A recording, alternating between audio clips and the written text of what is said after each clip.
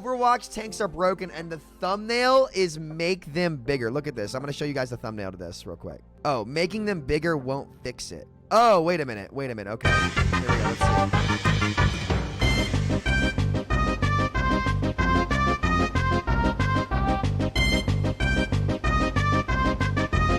Wait, what is this? Hold on. What was that at the start?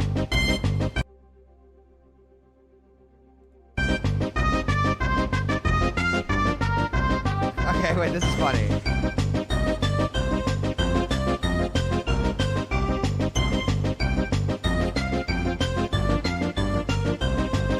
So, tanks are back at the lowest pick rate of any role by far. And I guess, this is a thing? Who would have known that removing all stability from your game might destabilize the game to the point where we run back into instant tank queues and DPS and support hell? Let's back up a moment. Tanks feel awful to play in Season 9, and whilst complaining ad infinitum and screaming about bringing back 6v6 sure is fun, yelling into an echo chamber is only really a hobby and not something I have the followers to make a vocation. Just yet. After Blizzard's most recent, not something else sure is fun, yelling into an echo chamber is only really a hobby and not something I have the followers to make a vocation. Just yet. After Blizzard's most recent table flip of the entire game with the Season 9 patch, the player base had just about finished their game of 52 card pickup, and we found ourselves once again in the weird position where what is good in high ranks has completely diverged from what is good in low ranks. We've seen the game in places like this before. It isn't completely unusual or even unprecedented, but the current meta isn't simply a result of misbalancing individual characters like normal. It's a result of a fundamental breakdown of their systems.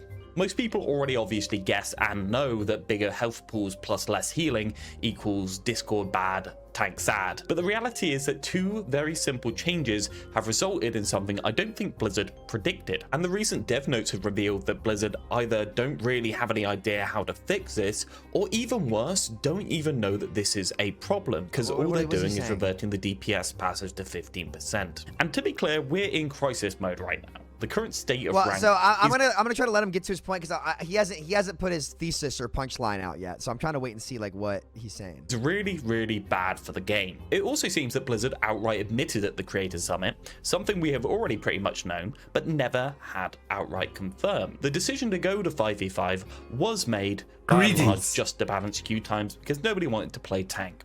Now, if the I'm sorry, you cannot convince me. Like, listen, at this point, you can't convince me that a part of the 5v5 decision was not to make Overwatch 2 look like a new game when it wasn't. I don't care what Aaron says. I don't care what anybody says. You can't convince me that they came out in that video, openly acknowledged the problems that 5v5 tanking created. Like, they said it, like, and again, in my tanking video, which I'm probably going to sit down and make tonight, and remake tonight, if you will, because I did it before Season 9, but I wanted to give them a chance to fix it in Season 9, which was supposed to be the big fix, and for people to realize that tanking is just going to be permanently miserable after that. Like, they've tried everything. Like, it's not going to get better when there's only one tank, right? You can't convince me they come out and say, yeah, we got a bunch of problems we have to solve, we have to do all this, but we're going to do it anyway. It's like, you know, if your bank took all your money and said, hey, there's this really high risk investment we're going to make, we're not going to scout it properly, we're not going to assess the risk on it. It's really risky, and there's a ton of problems here. Like, there's this problem it has, this problem it has, and this. But they listed like all three problems that people were having with 5v5 tanking in their pre-alpha playtest. But we're going to do it anyway, and you know we'll solve it later. And yet we're all in with our money. Like, what are we doing? Like, no investment firm would ever do that with your money, because it's insane, right? It's insane, is what it is.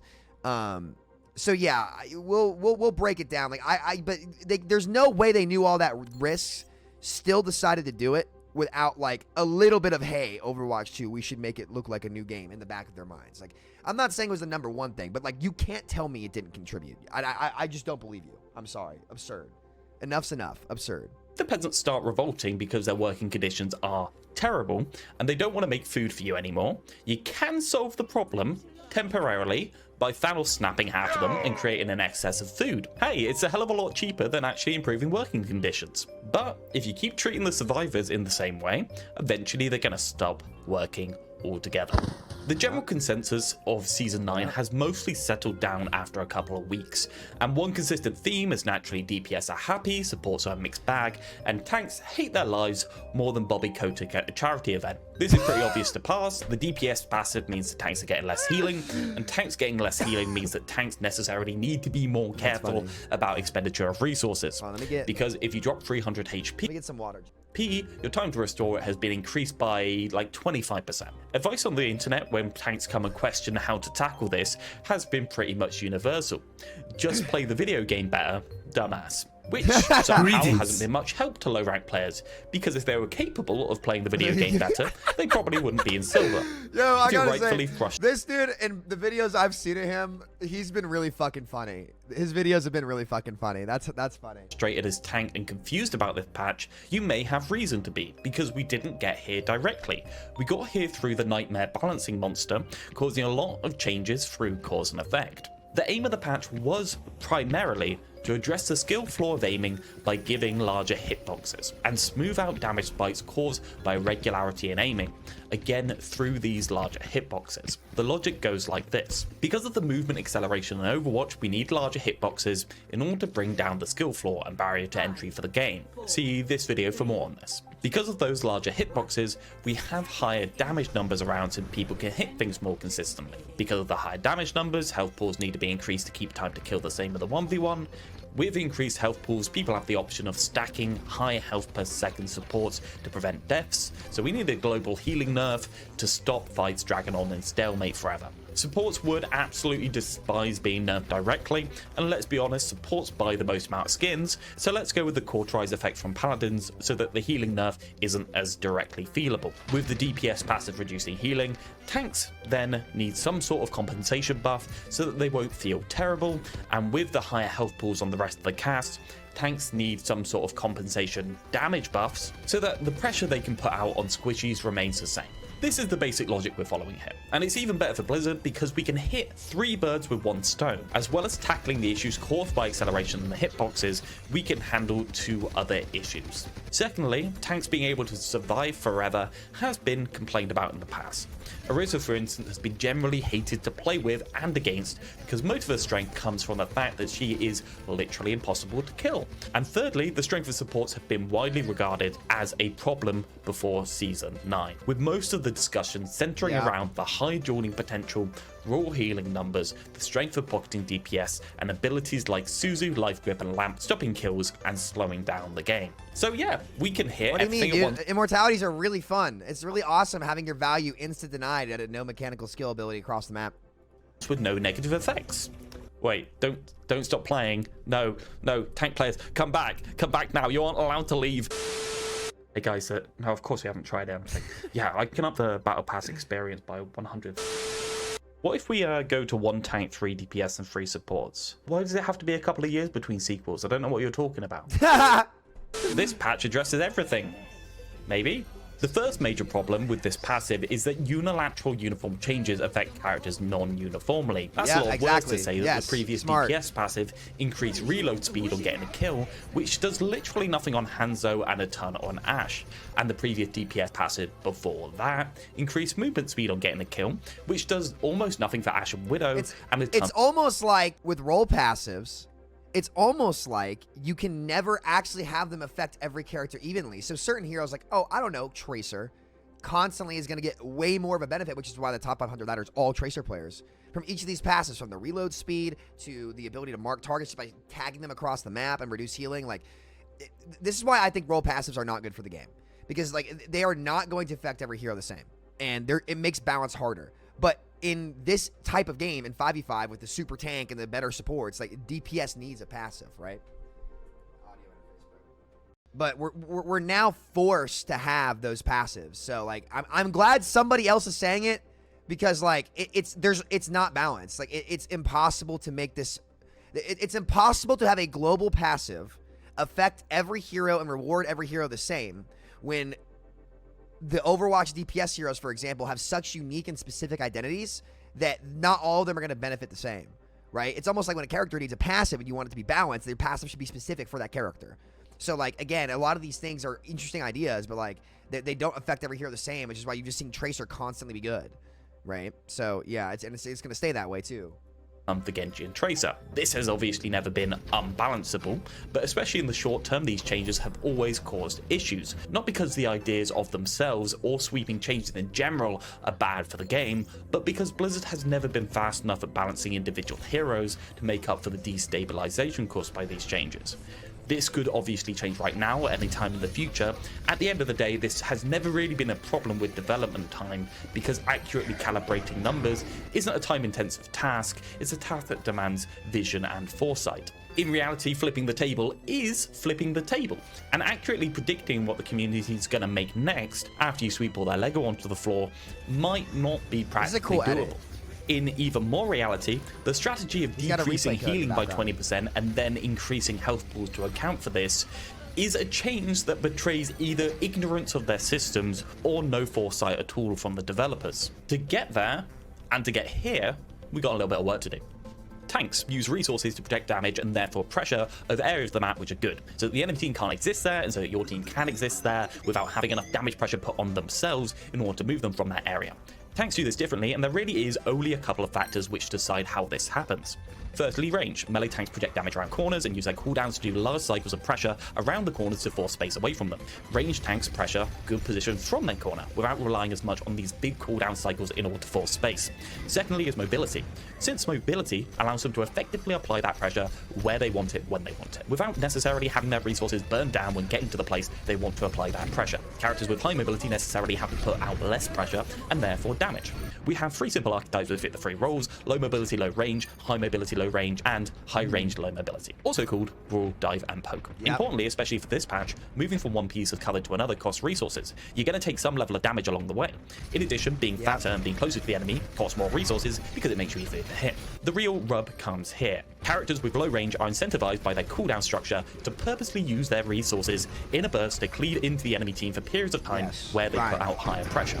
These pressure cycles are made better the more stuff they're given, because they can go deeper and further into the enemy team. This is kind of the premier thing that Overwatch does, which sets it apart from other games. The game is, at its core, a positioning-based shooter about space control based on resource expenditure. And I say this all the time. I was actually, I was playing with somebody, and I was like, yo, like, teaching them DPS, and I was like, yo, like, you know, it's not about like shooting and like getting kills. It's about positioning properly and setting yourself up to get kills, right? Like positioning is the most important thing in Overwatch. So naturally, the unilateral minus 20% throughput from healers means that tanks who want to use resources to do stuff will obviously be impacted more. Sorry for stating the obvious. The logic is that by just adding a proportionate amount of health and armor, we can make the pressure cycles from the tanks most affected essentially the same as before. That's fine, we flip the table, it's going to be unbalanced for a while until Blizzard reacts and patches the individual characters. It's not broken as a concept, right? It's just badly balanced at the moment. Yeah. So the first problem is the actual skill required to play around cover properly and not be burned is difficult. Regardless of what you do to the health pools, it's still objectively bad to let yourself get burned down while the replenishing resources are lower. This has resulted in a classic Reddit response: just get better at playing tank and you won't have this problem anymore. Playing cover, don't stand in the open, be more decisive. This is of course always completely correct.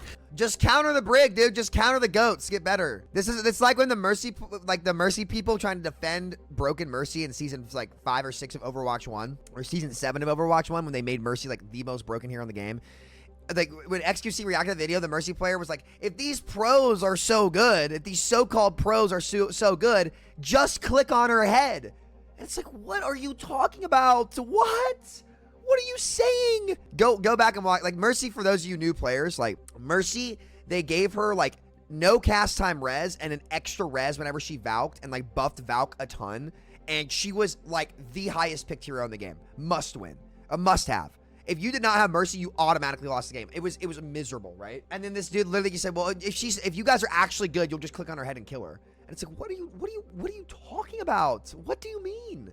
Just say you don't understand a thing about game design and move on, right? So yeah, it's just really, really funny. I'm letting keep going. The objectively right way to play tank has simply just gotten better with this change. Spending resources by being loose with positioning, and in general being, well, kind of dumb with where you stand, has always been bad. But at a certain point, telling people to just take cover more and be smart with positioning isn't actually advice. Yeah, it's just telling them to get better at the game. Who knows how many tanks just this response in itself. Well, that is like, again, like the game is forcing play styles on the player. In 6v6, when there were 2 tanks, Like, you could organically have more agency on your own without having to massively adjust the game to fit more heroes in. Which is why I've said again, like, 5v5 is harder to balance than 6v6. It's not easier. Everybody said it was going to be easier. It turns out the opposite's true. It's actually significantly harder, right?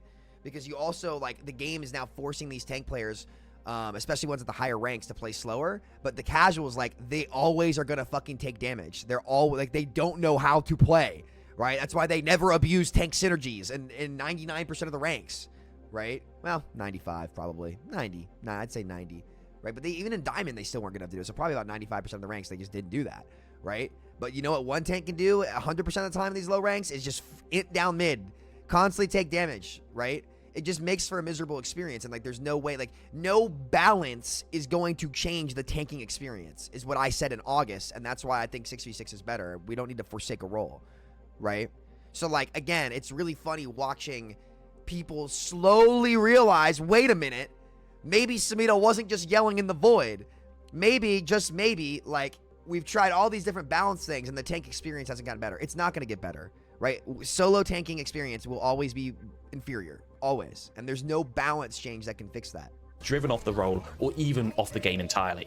My bet on scouring the internet is going to be a lot. Okay, so let's assume that we sorted this and learned to be smarter, play faster, and let's completely ignore the fact that as we raise the rank, the enemy team are also going to get smarter at burning you down. The second problem is, I mean, you know what I said about resources. Closer range tanks or tanks with a cleaving pressure cycle get a disproportionate amount of extra pressure out of more stuff. Theoretically, let's say Reinhardt is able to not take any spam when getting into melee range, increasing the health pool and therefore maximum resources he can have. The pressure he can put out when played at his best is even higher than before. And if this is true for Rein, it's also true for dive tanks. Winston and D.Va, when played properly, will always be diving with more health, and more health means more pressure. This is brought to a head with Bull, who can use the extra health given to him, combined with his shields, to be completely independent of healing. So if I'm trying to put out your house fire, and I have a hole in my bucket, I've got to run as fast as possible from the sink to the fire. And you decide, because you're an asshole, to stab a hole in a larger bucket and give that to me instead. Sure, I might be better at putting out the fire for you, but you shouldn't be surprised when I start to wonder why I'm trying in the first place. Thirdly, since these natural peaks in pressure of the tanks when they aren't burned down have got higher, the player base are leaning even harder into counter meta. The devs have been quoted recently as saying that tank buster characters aren't really something they think is particularly problematic. Personally, I do actually for the most part agree with them. The efficacy of counter swapping is not as productive as people think. And but it's that's not the like, problem. Again, it's not about tank buster characters per se. It's more so like which abilities are better into the tank abilities. Like, for example, when they go D.Va, like, just like Sombra hacks her in her DM and she's like way more vulnerable, right? Or Echo can beam her, right? They go Zarya, like more pokey heroes, right? If they go Ryan, you just put out, you just rip him to shreds with like Bastion or like a high damage hero, right? But tank buster heroes are really only good against a Ryan Monkey. But I'll let him keep going. So I'm not flaming him at all. I'm just thinking. People think that. So with the extra power shift into the tank category and the new focus the enemy team may have on burning you down because they know it actually matters now, if you play Bull, you're going to have a Sombra on the enemy team. If you play a Brawl character or Winston, you're going to have a Reaper or Bastion on the enemy team. And regardless of those two, due to the power of Dive and Tracer at the moment, you're always going to end up with someone in your backline, which your team theoretically should be able to deal with and never do whilst you're trying to make space on frontline with no resources because 4 people have turned to kill a Tracer. This sucks just so bad. I'm not done yet though, because we've still got to get here. The Nightmare monster of cause and effect is still kind of hungry, and even when talking about individual characters, a unilateral change doesn't even slightly affect different players of the same hero in the same way.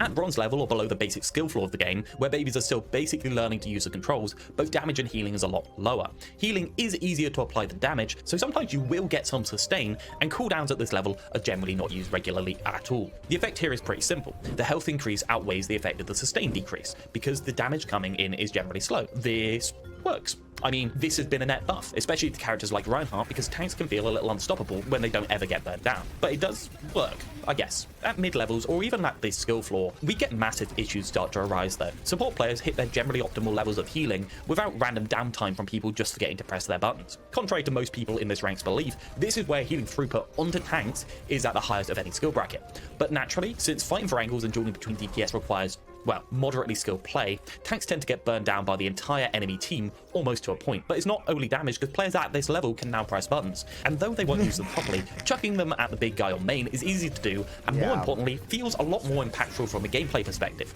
This goes for both your support and their support. You'll get the most nades, the most Suzus, the most discords, the most spams, and become essentially the focus of the game. So when you're the focus and all other things being equal, you got 20% less healing and you end up going to Reddit to complain. Their response is normal, like it's the only response you can give. Play better, don't stand in the open, preserve your resources, play more decisively. As I've already said, this is basically non-helpful advice, but it represents a real truth behind the scenes here. The skill floor to play these tanks, especially the ones who play at mid to close range or have any interest at all in using resources to do a pressure cycle, has raised massively. Here's the win rates for tanks in gold. The most picked tank is Zarya with 44% Oh win my rate. god. You'll find loads of tanks at this rank completely abandoning Ram, Reinhardt, Junker Queen Hog, Mauga, Orisa, and Zarya in favor of dive tanks and Sigma, not because that list of characters can't be played at these ranks, they can, but because they feel terrible to play as the focus of every ability and require a disproportionate amount of skill to play around cover. Even worse than that, if somebody actually wants to play these characters in this environment and they're not good enough to play them while conserving resources, their supports have literally no choice but to swap to higher healing intensive characters or Lucio. This, to be clear, is the cause of the high percent win rate of Lucio. He's at about 53% at the moment. The speed pushes bad tanks towards the more optimal playstyle. Once people hit the high ranks, though, they realize that burning the tank almost exclusively only makes sense occasionally. Not only does damage need to go more towards controlling angles against the enemy DPS, but support also needs to go towards whoever's fighting those angles, and definitely not exclusively to the tank. Because of this, the sustain goes down on tanks, the damage going into tanks starts to be a little bit more sensical, and cooldowns are more used to take duels and fight angles instead of being thrown directly at you. Instead of burning tanks because, haha, big guy easy to hit, players actually start burning tanks if there's nothing more important to do. If we just ignore Mauga now because screw explaining a 57% win rate today, Jesus Christ, what the hell is Blizzard doing? The characters who I've seen play either interact less with the healing system. It's because Cardiac Overdrive is the best ability ever added. And here's the question to anybody who's still on the fence about 5v5 as a DPS player or anything else who thinks playing DPS is better. Ask yourself this question. Would you rather 1v1 an Overwatch 2 Mauga or Overwatch 1 Zarya? Which character would you rather duel? Overwatch 2 Mauga or Overwatch 1 Zarya? That's the question I'll ask. And that's why, because more of these are going to come out. Every year, it's going to be another Mauga. I'm just telling you. So it's time to start asking the question. Of a very strong pressure cycle which could take advantage of the extra health. Some teams have just decided that the healing system and the rewards for playing optimally around cover are just not worth the effort to interact with unless the map calls for it. So we have this completely degenerate comp popping up with Zen Lucio, whose only aim is to engage with maximum resources onto the Discord target. So where we ended up at, the throughput onto tanks and the total resource pools of tanks have always been balancing factors, but I don't think increasing the total health pools really was the one here, lads. You've not only misbalanced high ranks, but you've literally made your core tank player base from silver to platinum hate their lives for another 3-week period. And this is coming fresh out of the Mauga fun zone we just went through at Christmas, so their patience may be a little thin at the moment. And Blizzard, please tell me this is a joke. Please tell me it's a joke. So here, now that you've sat through all of this, I can finally reveal my hand because you're captive. Something 5v5. The simple fact is when you remove the off-tank from 6v6, you don't only lose the feel of being with an off-tank duo. In order for, let's say, a Winston, for instance, to be able to still output proportional pressure and force space during his pressure cycle, the extra resources from Bubble or DM has to be centralized into either the support or the Winston. Now we found that centralizing the resources into the support has created really degenerate effects, such as the general sustain being too high and the game feeling as if it revolves around the support players. So I guess instead of support being given the stuff, they decided that the main tank has to be given the stuff. The reason why 6v6 has so much depth is because we had 3 different people with resources who could give it to the main tank if they wanted to allow their pressure cycle to be as good as possible. The pressure of these initiating tanks therefore just increases as rank goes up and coordination gets better. Now instead we've got a situation where all the resources have been centralized into the initiator and the maximum pressure a tank can put out has been lowered to almost a skill floor. So all you really need anymore is to engage with full resources. In a way, the entire game has been completely refocused from coordination to just conservation of resource until you want to engage, which means that tanks are necessarily less active, less engaging, and more boring. So I really... But Jake said we got more playstyle options. What? That can't be right. do have to ask, why are we making the role we literally switched the format for feel so bad to play that they are leaving again in droves? Who the hell cares? What do you mean? But so yeah, tank players are quitting. We all know this, right? So if tank players are quitting and you lost as many tank players as you saved by going to 5v5, did you fix queue times? No, you didn't. You didn't. My queue times are the same now as they were in Overwatch 1, and I'm in a worse game. I'm in a more watered down game with a lower skill ceiling, less playmaking ability, to end up in the same situation, because instead of when you broke your arm and you made the tank role miserable, because I've said this on the Group Up podcast for years, when they made Double Shield insane by making Bap and Brig be heroes, the role that hurt the most was the tank. because the tanks can't get direct value because it shuts down the tanks more than even DPS, right? And so the tank players suffer, the tank players break their arm, and then they go to Blizzard to fix it, and instead of putting you in a cast, letting your arm heal and balancing the game properly, they tell you to amputate your arm. And that, don't worry, if you only have one arm, it'll get much stronger. You'll build more muscle on it because you're only using, like, guys, think about life if you had to only use one arm. And then your doctor tries to tell you your life is going to be better because you only have one arm. Like, no, like, being able to balance out dexterity allows you to do so many different things. It's the same thing with 2 tanks. Like, stop letting people sell you this nonsense that 5v5 was the answer. It wasn't. It was not the damn answer, okay? It's very apparent at this point. Tank's unsolvable. It's going to be permanently worse. And instead of making the experience better, it's like his analogy at the start of this video was really good. Really good. It's like, okay, you have a food shortage, okay, in your village, and the farmers are unhappy. Killing off half the farmers is not going to magically solve the problem because your living conditions still suck. Maybe if you want to increase the output, you should increase the quality of life for the farmers instead of killing half of them, because the same problem is going to come back. And you do that by making the role more fun, and it's not going to be more fun in 5v5. You do that by nerfing BAP and Brig in Overwatch 1. Don't put an Overwatch 2 tank Sigma in Overwatch 1 and then not nerf him properly, right? Like, they just didn't understand the game. Queue times were good in October of 2020 for every role because you made tanking fun. Because the immortality heroes were not being played. Brig and BAP were not being played. It's no coincidence that the second that you guys made Brig and BAP meta, the game went to shit. It's so simple. All the writing's there. Everybody knows this. Everybody. Why are we still talking about it? So, yeah, I'm glad that other people are starting to realize this, that, like, hey, you can't solve this via balance. If Reinhardt has 50% win rate when playing him is absolutely miserable. Yeah, I know. Revert the health increase on the DPS passive for tanks. Maybe give them a 30% reduction in negative status effects too. Seems like a pretty good idea. If you got to this point, please like and subscribe. I'm an Overwatch host that streams every single weekend 4 till 8 p.m. GMT. I do VOD reviews for free. Yeah, great video. Honestly, I love this guy's videos. Like, his videos have been pretty funny thus far. I'm definitely dropping him a sub. I love the humor and edits that he puts in with his stuff. So, yeah, I mean, look, guys, like, it's not solvable. Like, if you want queue times to be better for a role, make it more appealing in role queue. It's happened for each role. DPS was an insta-queue in Season 7 because you couldn't get value because they buffed healing too much because fucking 5v5. Okay? Support queue times are 15 minutes. Just because tank is the least queued role does not mean it's not salvageable in 6v6. You don't need the queue times to be even for each role. You need them to be reasonable. If tank queue times are 30 seconds to 1:30, and DPS queue times are about 1 minute to 2 minutes 30, that's fine. I'm waiting in 8 to 10 minute queues now, again, because it didn't work. It did not work. It didn't. It's fine. But the more that the entire creator program backs Blizzard and says, oh, it's not coming back, oh, rose-tinted glasses, oh, blah, blah, blah, the worse it's going to be in the long run. Can you fix tanking? Yes or no? No, you can't right now. Any of them, any 5v5er, give me a solution to make the tank roll fun. You're a top 0.1% player. This happened in Overwatch 1, if not worse. No, it's the same as it was in Overwatch 1, actually. It's the same. And actually, I would say it's worse now because Overwatch 1 wasn't getting content, and this game is. And it's free.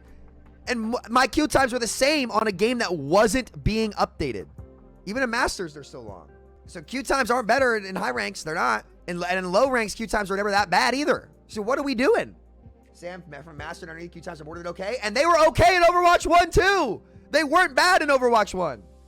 They weren't. Queue times in Overwatch 1 in a paywalled game that wasn't getting updated were still okay. It was the same in 6v6. No, they were not. Yes, they were. They were not bad. They were not bad. And the game wasn't being updated and it wasn't free. So go huff glue in the Home Depot instead of my chat. Stop it. They were fine.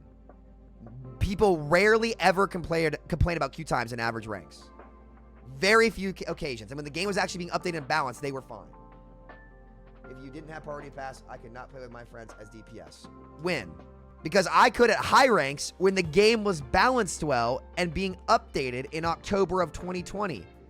Not after they announced the sequel, didn't update their main game for multiple years, that made everybody lose interest and were paywalled in a free-to-play game meta. I can give you 5 or 6 reasons or ways to improve queue times for each role in this era. 5 or 6. You can't give me any reason or any way to fix the tanking problem in 5v5 in Overwatch 2. You can't. And this might just be the difference between you and me, right? You might think that, you know, we should forsake all tank players. But I think if you want to fix queue times, you make a good product. You make a game that people want to play. And that's how you return players. That's how you make players excited to play the game. You make things interesting and you make it fun, because guess what? This is human nature. Nobody wants to play or use a shitty product. And tanking is a shitty product. And when it wasn't a shitty product in Overwatch 1, like in October of 2020, where there were a ton of player agency, you could play whatever you want. You could actually make plays because immorts weren't in the game and auto shutting down your engages on tanks.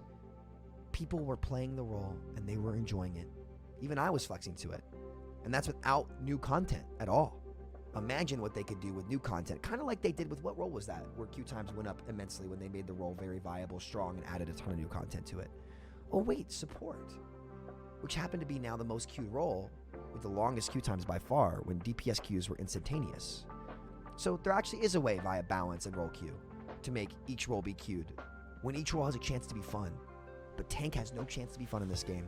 So it's cute that you keep trying that and you keep denying the obvious, even though this has literally happened in front of our face. But for some reason, I have a feeling that in a free-to-play game that's actually being updated where people are invested, queue times aren't going to be a problem, especially in the average ranks. But queue times will be a problem if you make a bad product and nobody wants to use it anymore. That's a guarantee. So yeah, good video.